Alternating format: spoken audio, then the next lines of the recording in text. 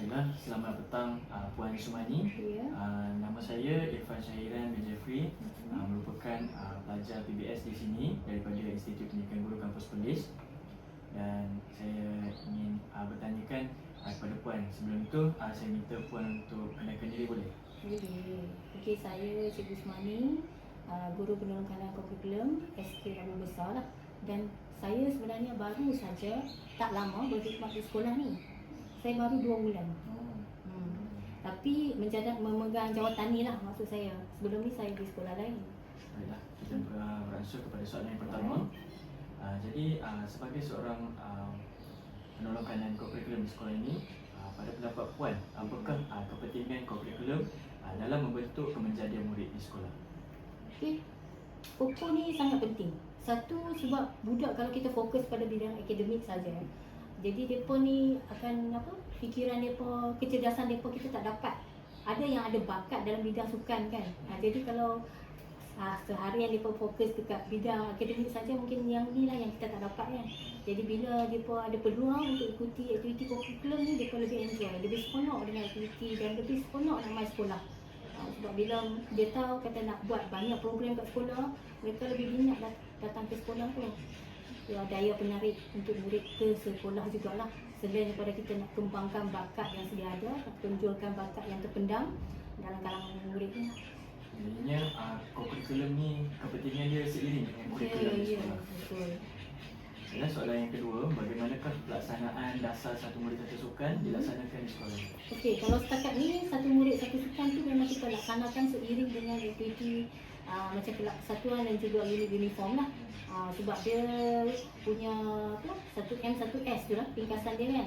Memang setiap minggu tu kalau hari Rabu ditetapkan untuk aktiviti pokok, memang akan ada lah 1M 1S tu.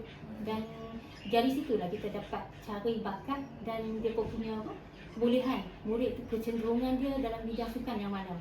Barulah kita hantar untuk ke peringkat yang seterusnya kan. Baiklah, jadi soalan yang seterusnya, apakah sukan ataupun aktiviti kurikulum yang menjadi kekuatan di sekolah ini? Kalau setakat ni kategori sukan kriket.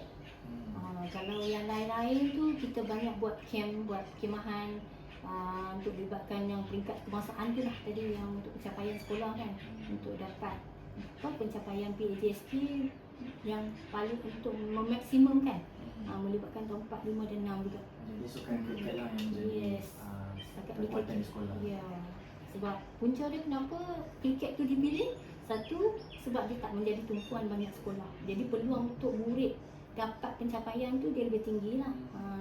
Kalau sekolah lain banyak join macam bola sepak tu, terlampau banyak sekolah nak skor, nak target untuk menang. Tapi kriket ni dia tak banyak sekolah yang join. So jadi sekolah akan pilih sukan yang macam ni lah untuk dapatkan peningkatan murid. Baik, Puan. Jadi soalan yang terakhir, apakah cabaran dalam memastikan pelibatan aktif semua murid dalam kurikulum di sekolah? Okey, cabaran setakat ni, sekolah ni berada di kawasan kampung. Jadi kebanyakan parent, ibu bapa berpendapatan rendah. Jadi kesukaran yang setakat ni saya hadapi tu adalah penyediaan pakaian seragam, unit uniform contohnya kan. Jadi ada parent yang mereka ni tak mampu dah, sebab mereka di dalam golongan B40, pendapatan rendah. Jadi kita hanya